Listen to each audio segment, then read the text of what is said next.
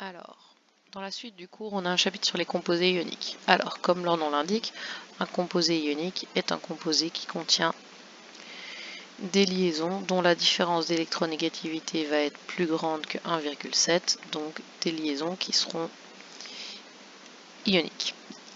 Ces corps ioniques ont plusieurs propriétés. Alors ce que vous savez déjà, c'est qu'ils sont composés d'ions positifs et d'ions négatifs qui sont retenus par des forces électrostatiques, c'est-à-dire en gros un peu une attraction plus-moins, donc comme un aimant.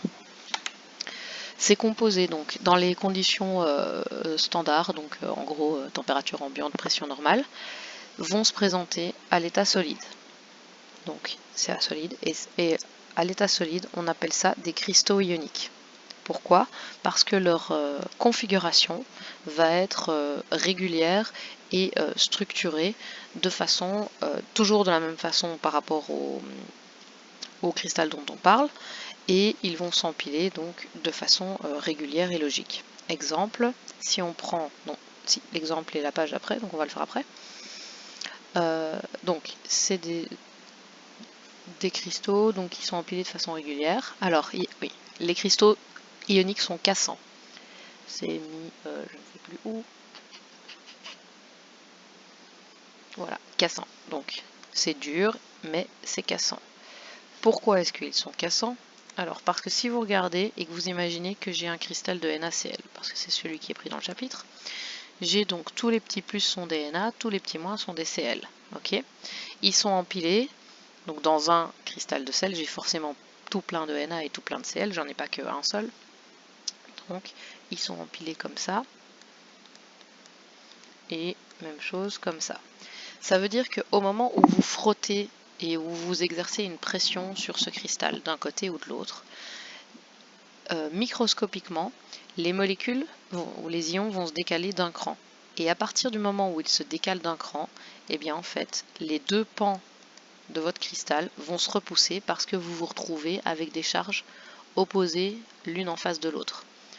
Donc c'est pour ça que quand vous prenez un cristal ionique et que vous le prenez dans vos mains par exemple et que vous commencez à pousser d'un côté ou de l'autre, eh bien il va s'effriter dans vos mains parce qu'en fait vous bougez la structure moléculaire au niveau microscopique et les molécules se retrouvent, les atomes se retrouvent à se repousser et donc ils se débitent en morceaux en fait. Alors, ils ont une température de fusion relativement élevée, donc au fur et à mesure où on chauffe un cristal ionique, c'est la même chose que pour toutes les autres substances que vous avez vues en deuxième. Dans le solide, ils sont bien rangés l'un au-dessus de l'autre, ils ne bougent pas. À partir du moment où vous le chauffez, les atomes vont se mettre à bouger les uns avec les autres, enfin les uns au-dessus des autres, et vous vous retrouvez avec du NaCl liquide où les molécules vont bouger les unes sur les autres. Alors, les cristaux ioniques vont avoir des formes régulières. Donc c'est ce qu'on a dit, ils sont construits et donc leur forme régulière, c'est une forme de cube. Donc en fait, ça, c'est la structure microscopique du NaCl. Si on prend au plus petit de ce qu'on observe dans le NaCl, on va obtenir des Na et des Cl qui vont être placés sous forme de cube. Alors en fonction du corps ionique dont on parle, on va avoir des formes comme ça qui vont changer. Ce sera plus un corps, ce sera plus un cube, ce sera autre chose parce que forcément vous n'êtes pas toujours au même, la géométrie 3D n'est pas la même. Mais bon, ça c'est une parenthèse. Alors la dissolution, ça c'est super important. Alors, la dissolution, donc vous vous souvenez que la dissolution, en fait, c'est le fait qu'une substance se dissolve et se mélange dans l'eau. Donc en gros, c'est lié à la polarité de la molécule. Ne va se dissoudre dans l'eau, normalement, que des molécules qui vont être polaires. Étant donné qu'on a vu que si... Enfin non, voilà, je ne l'ai pas encore dit, c'est maintenant que je le dis. Ne va se dissoudre dans l'eau que des molécules qui vont être polaires. Donc c'est dans le chapitre d'avant, parce que justement, si la molécule n'est pas polaire, elle ne va pas pouvoir interagir avec l'eau. Pourquoi est-ce qu'elle ne va pas pouvoir interagir avec l'eau? Parce que justement, l'eau est polaire. Donc, je réexplique ça. Mon H2O est polaire. J'ai de l'oxygène Et si je fais le centre des charges positifs et le centre des charges négatifs, j'ai un centre qui n'est pas au même endroit. Donc, mon centre, il est 2 delta moins ici, et le centre positif est 2 delta plus là, parce que celui-là était delta plus, celui-là était delta plus. Donc j'ai bien un côté de ma molécule négatif, un côté de ma molécule qui est positif, donc une molécule qui est polaire.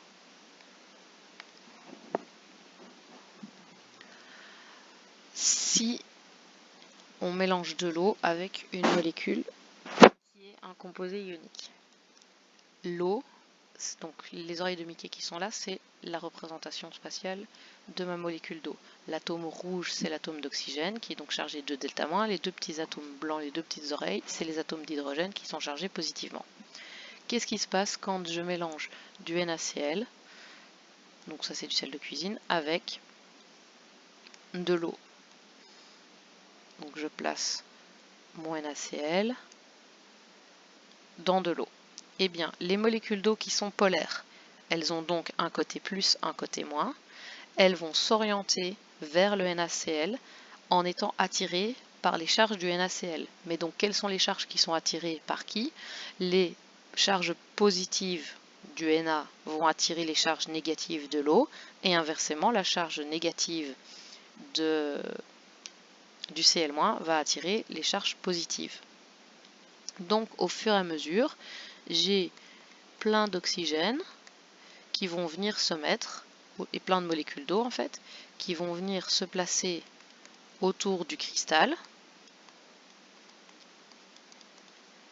et s'orienter avec le pôle négatif vers les charges positives du Na et les pôles positifs de l'eau vers les charges négatives du Cl.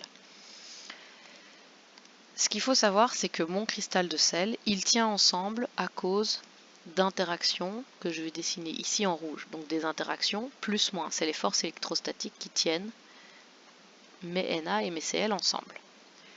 L'eau va venir, elle, exercer une attraction sur les atomes extérieurs. Donc les H attirent les Cl, les O attirent les plus, les H attirent les Cl, etc., etc. À partir du moment où les forces mauves deviennent plus fortes que les forces rouges, donc ça veut dire quoi? Ça veut dire à partir du moment où en fait l'eau, les attractions que l'eau exerce sur mon petit, on va prendre mon petit Na qui est là, sont plus importantes que les forces rouges qui retiennent le NaOCl, la molécule, enfin l'atome de sodium, va être arraché au cristal par ma molécule d'eau. Elle va être arrachée et elle va se retrouver entourée par tout plein de molécules d'eau libre, et c'est ce qu'on appelle un ion hydraté. On dit aussi que le Na+ est entouré d'un manteau d'eau. Donc un manteau, c'est le manteau qu'on met quand on est froid, donc même chose. Mon Na est entouré d'un manteau d'eau, ce qui veut dire que mon Na ne voit plus les autres petits Cl. Et donc, même chose ici, quand l'attraction, donc si je mets une autre molécule d'eau, parce que dans un verre d'eau, il y a beaucoup de molécules d'eau, chaque H va venir attirer le Cl, et donc j'ai ma molécule ici, c'est pas une molécule, c'est un ion, pardon, c'est un atome, mon atome de Cl qui va être attiré par l'eau, qui va se détacher du cristal et qui va venir ici être hydraté ou entouré d'un manteau d'eau. Attention, quand vous dessinez ces manteaux d'eau, vous devez voir la différence. Donc ici, j'ai les oxygènes qui sont orientés vers le plus, parce que plus ça attire moins, et ici, j'ai les hydrogènes qui sont orientés vers le moins. Donc ça, c'est très important quand vous dessinez une molécule de cette façon-là. Et donc c'est pour ça qu'un composé ionique, même si en fait il est apolaire et dans un tétraèdre, il va quand même se dissoudre, il va quand même être polaire parce qu'il va quand même interagir avec l'eau, il va quand même être dissous parce que les charges, comme c'est des charges entières, elles auraient beau être neutralisées dans une molécule tétraédrique par exemple, eh bien l'eau va quand même voir des petits plus et des petits moins à la surface du cristal et venir les arracher au fur et à mesure. Et donc en gros, votre cristal, au fur et à mesure, les atomes se détachent les uns après les autres et vous avez un sel qui est dissous à la fin du procédé. Donc c'est ce qui est écrit ici. Alors, on ne va pas à chaque fois qu'on dissout une molécule écrire une équation de dissolution, enfin non, un dessin justement comme ça pour pouvoir le faire. Donc ce qu'on va faire, c'est écrire des équations de dissolution. Donc on a du NaCl solide qui dans l'eau va donner du Na+, et du Cl-. C'est les équations de dissolution qu'on avait fait un peu avant. Alors, attention à un truc. Vous vous souvenez que j'ai dit que le petit s, ça voulait dire solide. Ça c'est juste, ça veut toujours dire solide. Je vous ai aussi dit que du coup ça voulait dire solide et que ça voulait dire insoluble. Mais ce S, il ne prend la définition d'insoluble que lorsqu'on le fait apparaître dans les produits.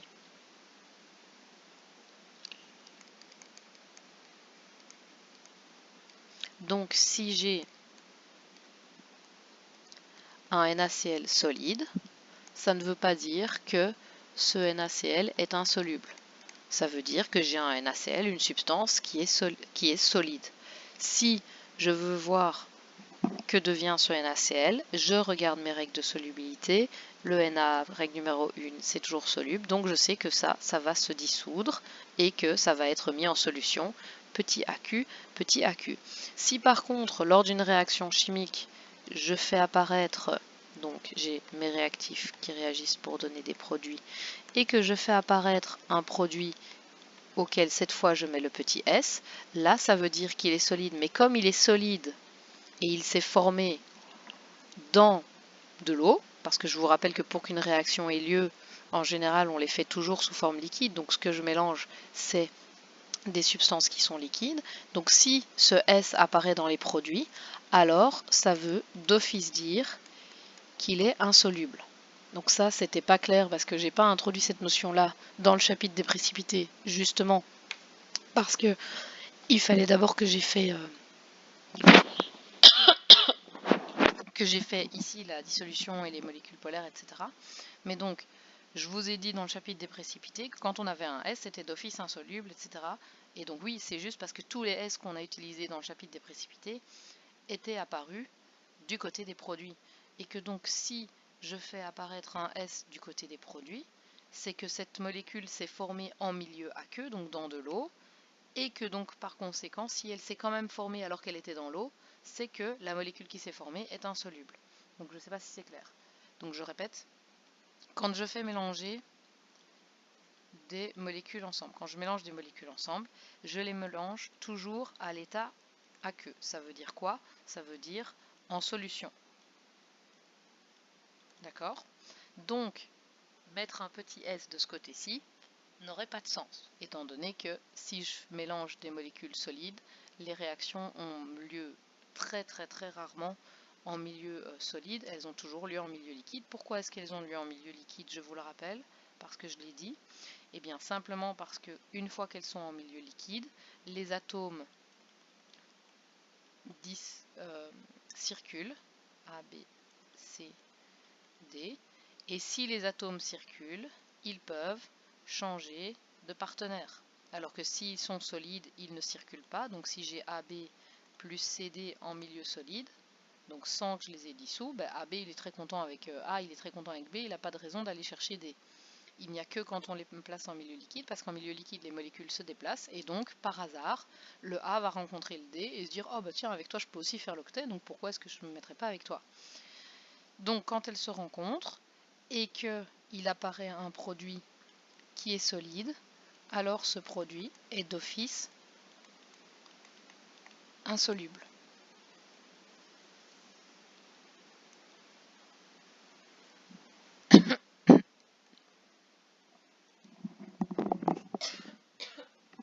Alors, on dit que l'H2O joue le rôle de solvant, donc c'est l'élément qui va dissoudre la molécule.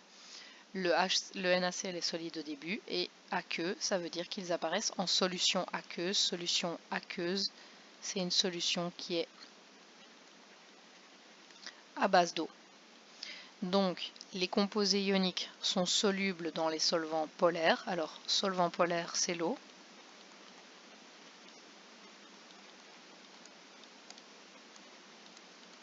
Et les solvants polaires se mélangent avec les molécules polaires. Ils ne se mélangent pas avec les molécules apolaires. Et la même chose est vraie dans l'autre sens. On a des solvants organiques, c'est-à-dire non polaires. On ne va pas en voir d'exemple ici parce que c'est pas utile pour le moment, on verra ça en chimie orga. Ces solvants organiques sont non polaires. Ils ne vont donc pas dissoudre les molécules polaires. Par contre, ils vont pouvoir dissoudre et se mélanger avec les molécules apolaires. Donc c'est ce qui est dit ici. Donc polaire mélange polaire, apolaire mélange apolaire. Et c'est ce qui est synthétisé ici. Alors, une dernière remarque qui a un peu pas grand chose à voir avec les composés ioniques, d'accord? Donc il aurait dû y avoir une séparation, mais qui a à voir avec la géométrie spatiale. Une même substance, par exemple le carbone, donc le carbone c'est du C, peut avoir des grandes différences, comment on va dire ça, physiques et structurelles. Donc si on prend le carbone pur, donc du bête carbone, ce carbone peut se présenter à l'état de corps pur simple sous deux formes. Enfin il en a plus mais on va en prendre que deux ici. Le diamant et le graphite. Donc ces deux substances, donc le diamant vous le connaissez, le graphite vous le connaissez peut-être moins, c'est le carbone des mines de crayon. Et le diamant, bon ben ça c'est le diamant qui est dans les bijoux quoi.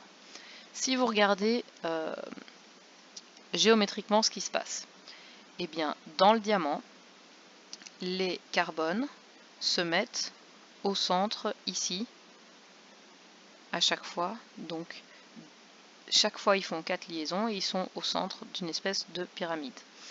Si vous regardez dans le graphite, chaque carbone se met au centre d'un triangle et ils sont répartis en feuillets qui sont superposés par des interactions verticales entre les feuillets.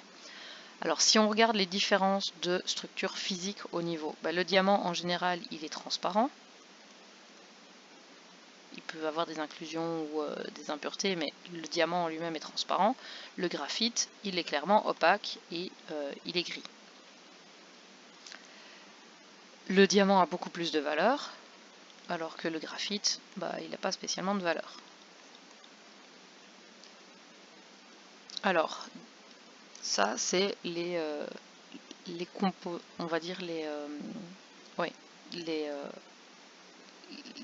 caractéristiques. Maintenant, d'un point de vue analyse des caractéristiques physiques. En fait, dans le diamant, les atomes vont être très serrés et reliés. Donc à chaque fois, je vous ai dit à 4.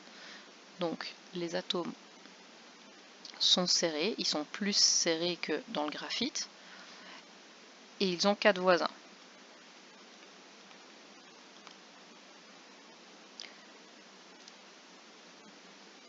Donc ça veut dire ici que, étant donné qu'ils ont 4 voisins, je pense que j'ai dit ça quelque part dans le chapitre, ils sont très contents et du coup ils sont très stables. Le fait qu'ils soient serrés, ça va permettre de leur donner, donc le fait qu'ils aient 4 voisins, ça leur donne une très grande stabilité parce qu'ils n'ont pas de raison d'aller changer ça et de vouloir réagir avec autre chose. Le fait qu'ils soient très serrés et que donc ils fassent leur liaison avec les 4 voisins vont leur donner une rigidité et une solidité. Donc ça va faire que le carbone qui est dans le diamant, du coup, va être relativement dur. Le diamant, c'est ce qu'on met sur les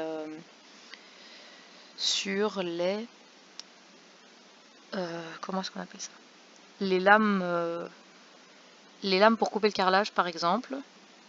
c'est des lames qui sont recouvertes de diamants, parce que le diamant est tellement dur qu'il va justement permettre de couper des substances qui sont très très dures aussi.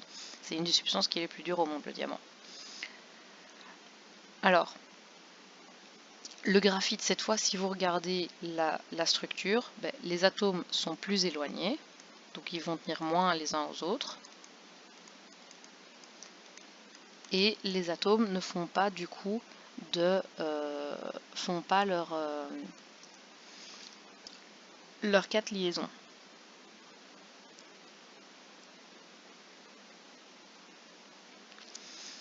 Donc parce qu'ils en ont que 3. Et puis ils ont la 4e entre guillemets qui tient au niveau des feuillets. Donc le fait qu'ils aient cette structure en feuillet fait qu'en fait quand vous frottez le graphite sur votre feuille, eh bien les feuillets vont se détacher les uns des autres.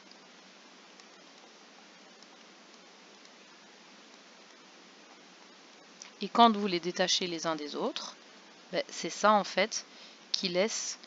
alors je vais écrire écriture, j'espère que vous comprendrez ce que je veux dire. C'est ça qui laisse la trace de crayon sur votre feuille. Donc le noir qu'on voit sur la feuille, c'est tout plein de petits feuillets de carbone qui sont déposés sur votre feuille.